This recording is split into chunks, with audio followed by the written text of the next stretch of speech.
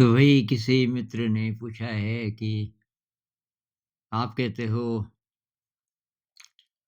कि ब्रह्मचर्य का पालन करो, लेकिन ध्यान फिर बहुत ज़रूरी है क्योंकि जो ब्रह्मचर्य की एनर्जी है, वो नहीं तो डाइजेस्ट नहीं होगी बिना मेडिटेशन के। तो ये अप्राकृतिक तो नहीं है,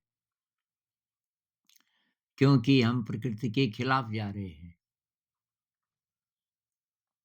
ये ध्यान भी, ब्रह्मचर्य भी बहुत लोग मानते हैं ना कि ये प्राकृतिक नहीं है। तो अप्राकृतिक चीज़ करेंगे, तो नेचर के खिलाफ जा रहे हैं क्या? तो उसका कोई दुष्परिणाम तो नहीं भुगतना पड़ेगा। और ये फीलिंग कहाँ से आती है? ये फीलिंग आती है साइंस से। आप थोड़ा-सा साइंटिफिक व्यू अगर पढ़ लो, तो वो बोलते हैं इसमें कुछ नहीं है। जो वीर्य है उसमें कोई ताकत नहीं है, क्योंकि उन्होंने लैब में टेस्ट किया। और दूसरी बात वो ये भी कहते हैं कि ये नेचुरल है। अ, ये जो सपने में होता है या कि कोई जानबूझ के भी कर ले तो कोई ख़ास नुकसान नहीं है, ऐसा भी मिल जाएगा आपको, साइंटिफिक व्यू। तो भई वैसे तो अब आपका जो विवेक है, वही फ़ैसला करेगा। मैं 2 बातें इसमें बोलना चाहता हूँ। एक तो साइंस आपके सीमेन की डेड बॉडी को टेस्ट करता है। सीमेन में जो शक्ति है, वो उस केमिकल में नहीं है। केमिकल को आप एनालाइज़ करोगे तो मरे हुए को करोगे ना। भई नया प्राण जन्म लेता है, उसके कारण तो उसमें जो प्राण है, वो मैटर नहीं है। उसमें जो प्राण है, हम उसकी बात कर रहे हैं। ब्रह्मचर्य उसके लिए है। तो प्राण को बचाओगे तो प्राणी को भी बचाओगे ना। तो एक बात तो ये। दूसरी बात मेडिटेशन के खिलाफ तो अब वैज्ञानिक बोल नहीं सकते, क्योंकि उन्होंने खुद ही प्रूव कर दिया कि 1 ही घंटे के मेडिटेशन से पूरा ब्रेन बदल जाता है। ब्रेन की रीवायरिंग हो जाती है। तो क्या ये अननेचुरल है? तो नेचुरल क्या है? मेजॉरिटी नेचुरल है।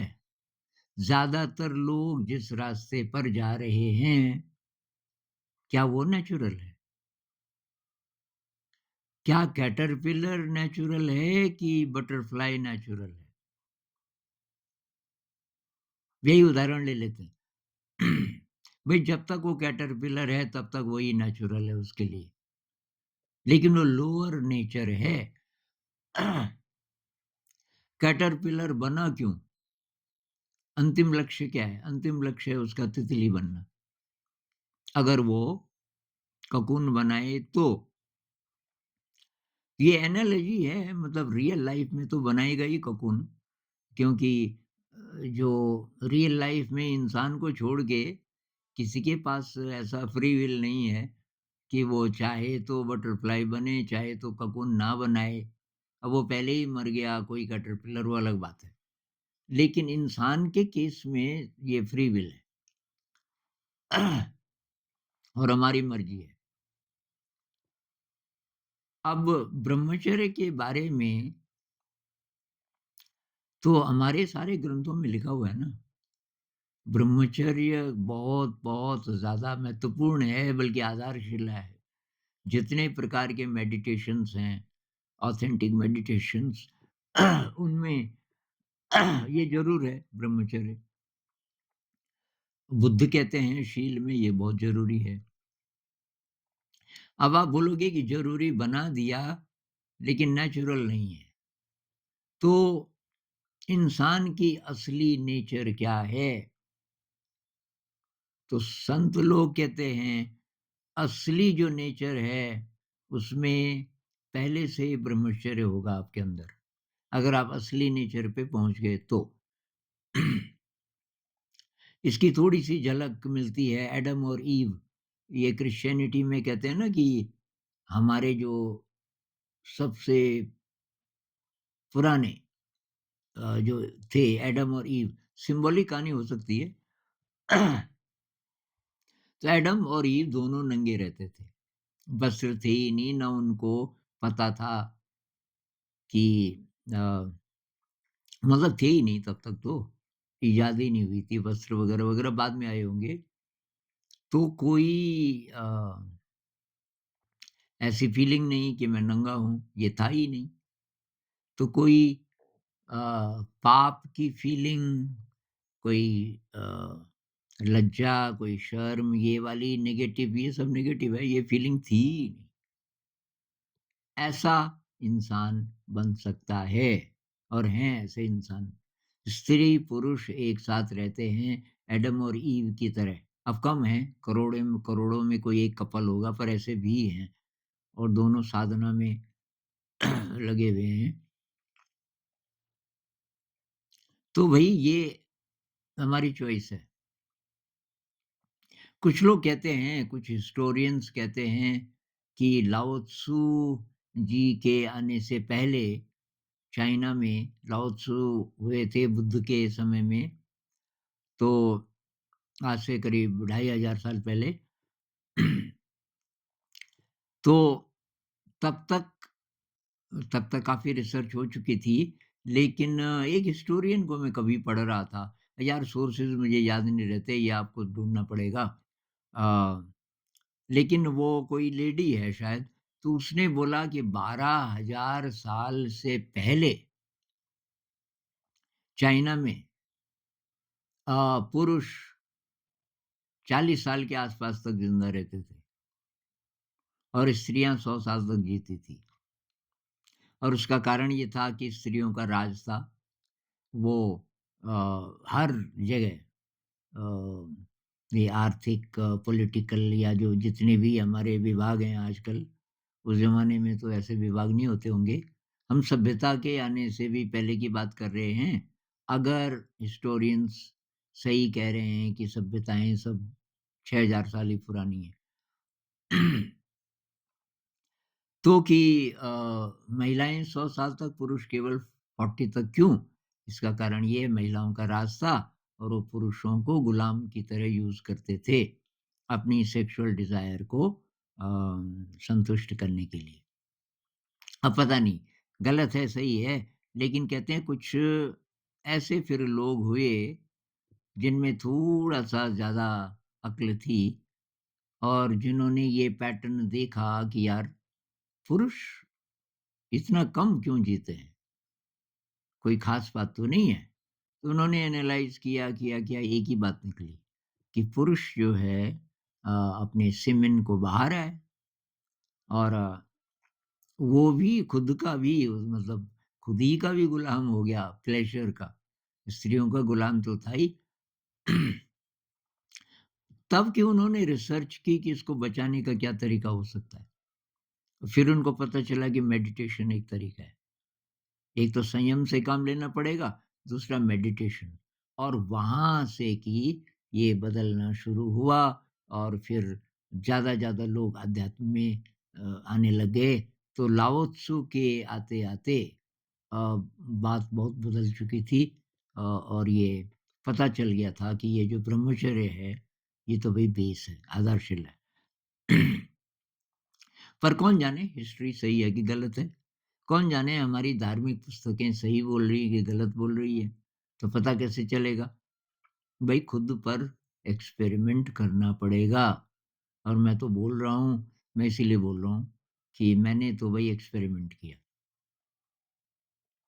मैं भी पहले वेस्टर्न साइंस के, हालाँकि कन्विंस्ड नहीं था, लेकिन वो थोड़ा लिबर्टी दे देते हैं साइंटिस्ट कि यार ठीक है, कोई बात नहीं।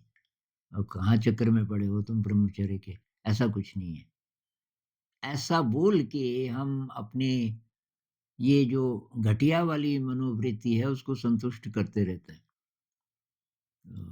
उसकी आड़ लेके, साइंस वगैरह की। साइंस की जगह कोई दूसरी चीज़ रख दे, उपनिषद रख दे जिसमें कि ये बहुत ज़रूरी माना जाता है। तब हम हताश होने लगते हैं। तब हम बोलते हैं, भाई उपनिषद कौन जाने सही है कि नहीं है, ये तो वैज्ञानिक बोल रहे हैं। विज्ञान पे भरोसा था। तो इसका भी नया विज्ञान अभी काफ़ी आ रहा है धीरे, धीरे, धीरे, जिन्होंने ये इस पे रिसर्च की। अभी अभी रूडिमेंटरी है, मतलब अभी ज़्यादा रिसर्च हुई नहीं इस पे। बेस्ट तरीका है पता करने का, रिसर्च करने का, अपने पे रिसर्च करो।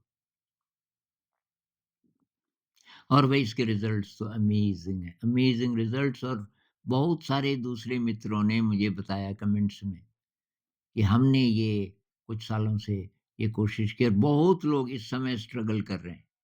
कमेंट में बोलते हैं कि फिर मेरा शील भंग हो गया ब्रह्मचर्य का नींद में। अ, तो नींद में भी कोशिश कर रहे हैं कि वहाँ भी बचा जा सके।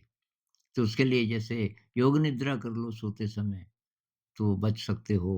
और दिन भर में आपकी जो चित्तवृत्ति है, ज़्यादा अगर उसमें सेक्स के थॉट्स नहीं आए, तो तब भी ड्रीम में भी थोड़ा फ्रीक्वेंसी कम हो जाएगी। कभी-कभी होगा, कोई बात नहीं। वो कभी-कभी तो ना वो बायोग्राफी पढ़ रहा था मैं, जे कृष्णमूर्ति जी की। तो जे कृष्णमूर्ति जी को सभी को होता है सपने में कभी-कभी, कितना भी बड़ा संत हो। तो एनी बेसेंट जी को परेशान होके उनको माँ मानते थे ना वो। उन्होंने अडॉप्ट किया था एक्चुअली तो, जे कृष्णमूर्ति को कि ऐसा हो गया। तो बोलती कोई बात नहीं है, तुम जानबूझ के तो कर नहीं रहे।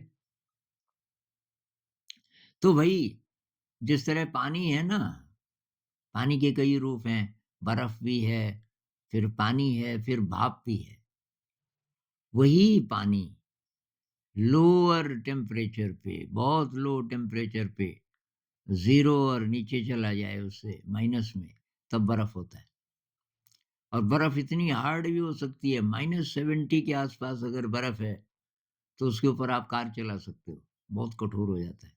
वही पानी, उसको गर्मी मिले-मिले 0 से ऊपर आ गए, अब वो पानी बन जाता, तरल बन जाता है, उसकी नेचर बदल गई। बर्फ हिल-डुल नहीं सकता, पानी अब बहता है, ऊपर से नीचे को। मतलब ऊर्ध्वगामी नहीं है, अधोगामी है अभी, नीचे को बहेगा, लेकिन बहता है। और उसमें आवाज़ होती है बहते समय। लेकिन उसी को और ज़्यादा गर्मी दो, 100 डिग्री सेंटीग्रेड पे ले जाओ, अब वो भाप बनता है। अब वो ग्रेविटी को ट्रांसेंड कर जाता है। जो ग्रेविटेशनल फ़ोर्स है, इसको पार कर जाता है, ऊपर उड़ जाता है आकाश में। तो पानी वही है। तो कुछ संत लोग कहते हैं कि नेचर में जो-जो चीज़ें हैं, एक तो वो है कि भई वो नेचर के हिसाब से चल रहे हैं, लेकिन कि एक और रूल है, शायद कुदरत ने ये इसलिए बनाई ये सारी चीज़ें कि हम कुछ सीख सकें। भई हम भी पानी जैसे हो सकते हैं, हम भी बर्फ जैसे बन सकते हैं। एकदम निराश, एकदम हताश, मैं सिम्बॉलिकली बोल रहा हूँ। अ, कुछ नहीं कर पा रहे हैं, कुछ नहीं कर पा रहे। हम पानी जैसे भी हो सकते हैं, जिसमें डांस है, जिसमें संगीत है, जो प्यास बुझाता है लोगों की, जो जाता रहता है आगे, ऊपर से नीचे। लेकिन हम भाप भी बन सकते हैं, जो ऊर्ध्वगामी है। तो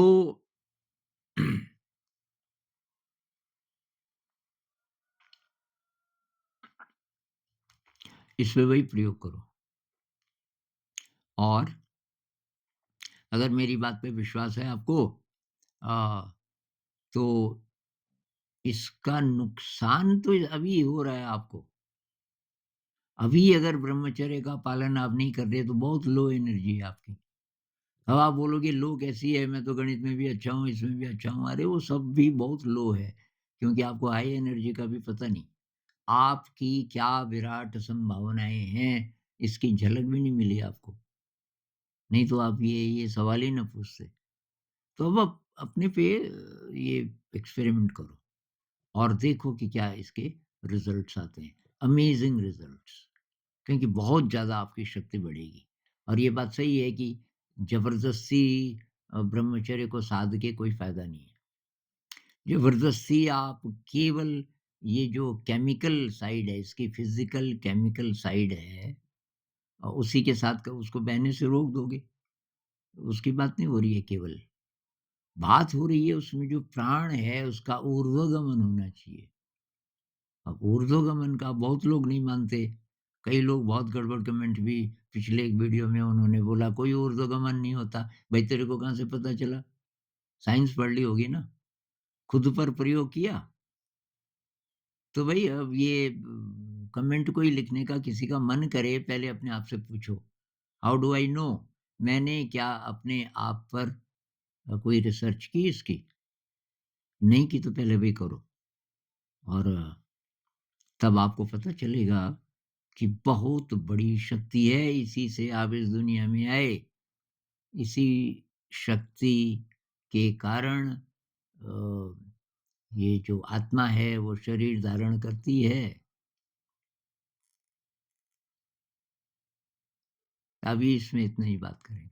नमस्कार।